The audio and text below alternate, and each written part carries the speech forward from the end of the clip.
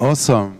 So I don't know how many people realize that I went into the schedule and changed the title for Guillaume Talks.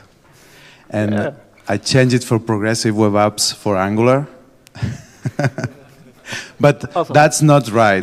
That's not right. It's only a little joke that I tried because I'm an Angular Google developer expert, and I'm kind of in the wrong place, I guess.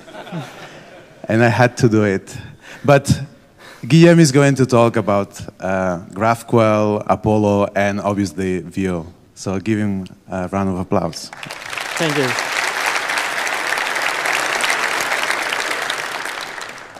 So, hello everybody. As I said, we are going to talk about Apollo and GraphQL. So I'm Guillaume. I'm from the vue.js core team, and I also work at Livestorm. It's a webinar service for companies. So the main goal, the main topic of this talk is that today, when we are building web apps, we need better tools and better technologies to face the problems we encounter today for network and such. So why do we need that? In most apps today, in big companies or smaller ones, we have a lot of components, like several different databases, several different languages, and such. So it's becoming increasingly difficult to build great apps. So this is a summary. First, I will talk about GraphQL and how it can solve a lot of problems. Then we go over to Apollo on why it's an amazing set of tools. And then we have a little demo about using it in a Vue app. So first, GraphQL, what is it? It's a spec with a schema definition language for the server. It's also a query language for the clients to fetch data from the server. And it's a community of tools. Lots of projects are on GraphQL to help you build apps with it. So first, GraphQL is based around a typed schema. So it's looking like this. So you can see a type, and then you've got fields and types on the fields. And what it brings to you is error prevention. You can get very detailed error stack traces and go faster while debugging your apps. It can also provide you with debugging tools and also be more explicit, which means better communication between your front-end and back-end teams. And it also can generate docs on the fly in real time, so it's great. On the client side, you can query on your schema, and you only get what you really asked for. So this is a query where we fetch messages, and then what we get is looking like this. So as you can see, it's almost the same shape. So what the advantages of this? It reduces the transfer size of your request because you only get what you asked for. It also allows you to make multiple requests in one shot and reduce waterfall, especially on mobile. And you know what you will get from a query. So it sped up your development. So another great aspect of GraphQL is that it allows you to architecture your app into a more simple and clear way. So on the left, you got pretty standard setup in companies today, with lots of different REST endpoints. On the right, you got a GraphQL example. So as you can see, you have only one GraphQL endpoint, and then you can fetch from different databases or services. Another cool thing about GraphQL is that you can evolve it without making new version. You know, when you put v1, v2 on the URL of your REST API, it's a thing of the past. So you can naturally add fields to your API, and if your existing clients don't use it, it's okay. And you can duplicate old ones. So the clients using your API will know that this field is deprecated, and maybe you will remove it in a year or so. And who is using GraphQL? Well, a lot of big companies. So it's very, very, you know, it's only very few of them here. You got a lot more. So let's go over to Apollo on why you should use it. So what's Apollo?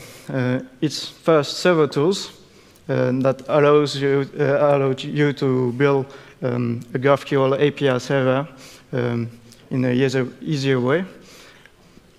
And you got the Apollo client, which is packed with features to help you build a web app using GraphQL. And then you got a very strong community with lots of community projects around Apollo GraphQL. And it's driven by a few principles, like by the community for the community. It's built by Meteor Development Group, which is a company using open source a lot. So they take this very seriously. Simplicity to get you started and be very approachable. And performance, obviously. So what's Apollo servers look like? You got on the right the several types of queries you can make to a GraphQL API, like queries, mutation to change your data, and subscriptions to make you know, real-time events. All of that gets validated against schema with typing, so you get nice errors. And then it goes through resolvers that can you know, make requests to several different databases or other services, or even REST APIs, and then you get the response. So what is it? Here's an example of code to set up such a server. So as you can see, you have a typedef string, which is the schema, using the schema definition language from GraphQL.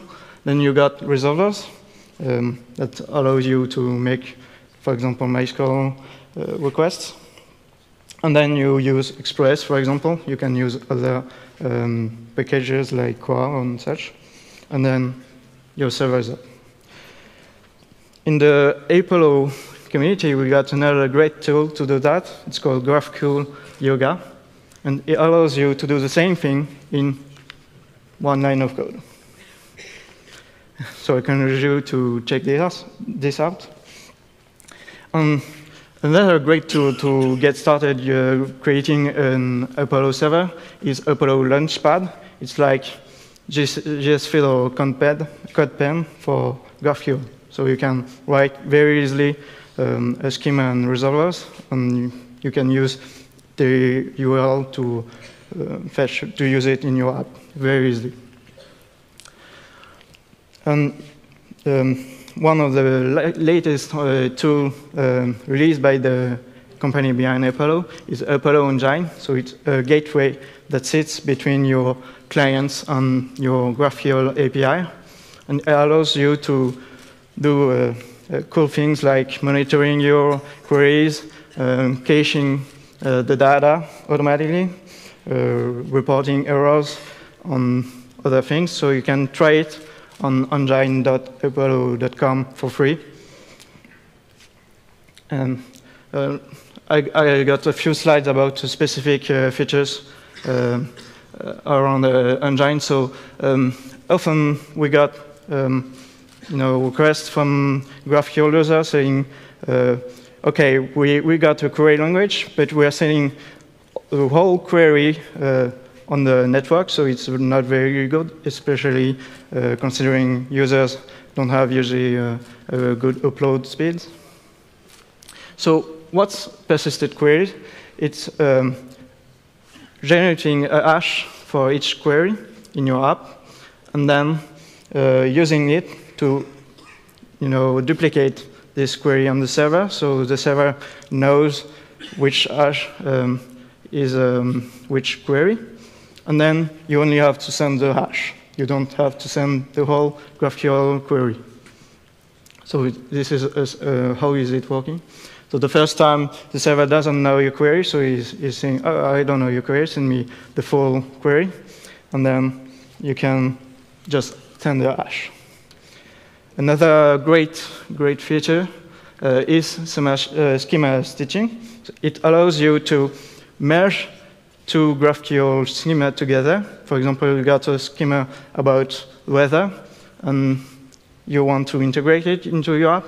So you just have to say, okay, I'm taking this schema and merging it into my own. So then you can use it directly in your GraphQL API. The other part of Apollo is obviously the client. So it got a lot of features, like a normalized cache, which is quite smart at caching your requests. And you can use it like this. So pretty simple. Actually, Apollo Boost is a package that went live yesterday to help you use Apollo client before we had a few more lines of code. So you can just use it right now. And you also got Devtools to check what is in your cache and run queries. As you can see, a lot of well-known companies are using Apollo right now. So you can find use cases, studies on their website. And then, this is the good part of the talk, because we are going to use a Vue Apollo to create an app right now.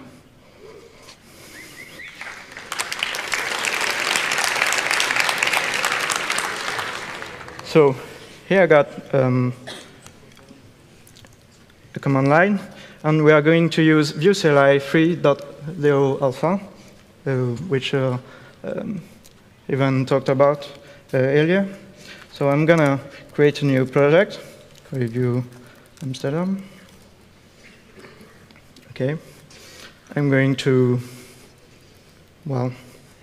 select the default so we don't have to go there all the choices.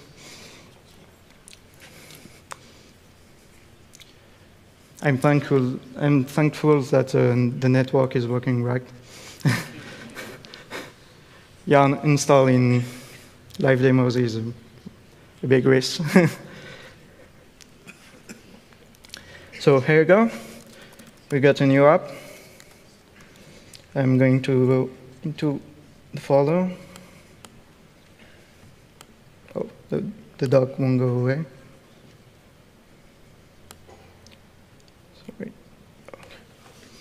So I'm going to use a command that Ivan talked about briefly but didn't demo. So you, you can learn more about Vue CLI. So first we need to install a new package, which is Vue CLI plugin Apollo.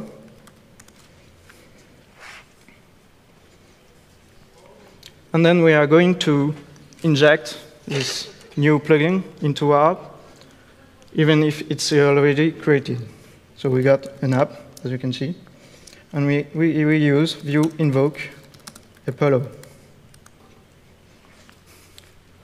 Oh, it's very slow. Okay. The first question is asked you is, do you want a GraphQL API server? Yeah, of course. And they want automatic mocking. Why not? An Apollo engine. Yes. I got a key. You can create one for free on engine.apollo.com. OK, here we go.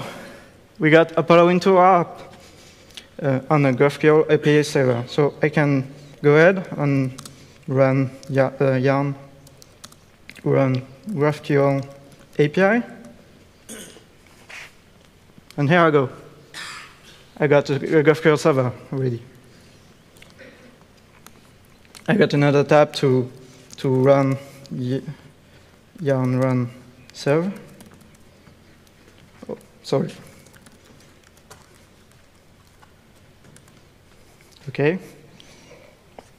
While it's building, we can check out our GraphQL server already.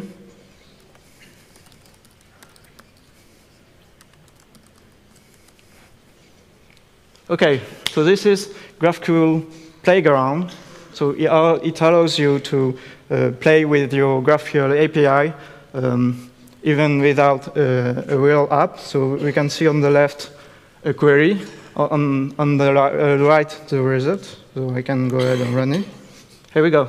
We got a running GraphQL server. As you can see on the right, you got an automatically generated documentation for the server. So you can see we got some predefined queries and types. And you can click on it and get descriptions. And you got also, like I said, automatic mocking. So I can go ahead, open the folder. So the Vue invoke Apollo added new things into your app, like setting up an Apollo client, injecting it into your app automatically, writing a bunch of example queries into GQL file with the right Webpack loader. And you also got a GraphQL API folder where you can write a schema on resolvers. And I can go ahead and use automatic mocking to create new type like this.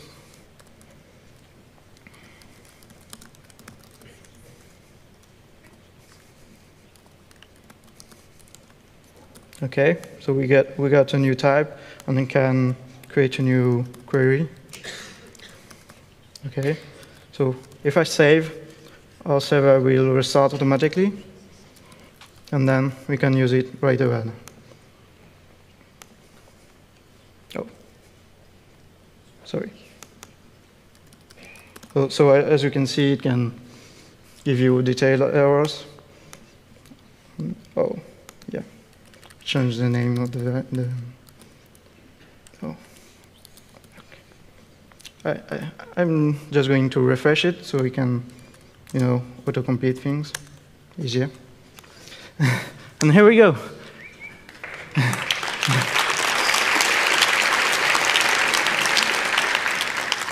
So right now we got like a new Vue app, like Evan said, showed earlier. I'm going to go ahead and change the app a little bit, because the Vue invoke Apollo added an example component to your app. So it's called Apollo example. Oh. Yeah, okay. Right. So here it is. We got an app with Apollo, so this is actually from the server. I can show you quickly how it looks like. So you can just add an Apollo query component with the GraphQL query and some variables if you want to. And then you can use scoped slots to get back the data and other informations like loading state or error, if any. So it's very, very easy to get started. And as you can see, as a type, it's going to change. OK. And the Vue invoke Apollo command also adds subscriptions using WebSocket. So I can go ahead and add some message. OK. So here we go. So to use subscriptions is very easy. Inside your Apollo query component, you can add another special component called Apollo subscribe to more, and you pass it a GraphQL subscription query. And then you can tell it how to add the new message to your already existing cached data. So it's quite simple to do. OK, so we got a GraphQL server running Vue app with everything set up to use GraphQL into it in just a few minutes. So that's it for the demo. So thank you for listening to me.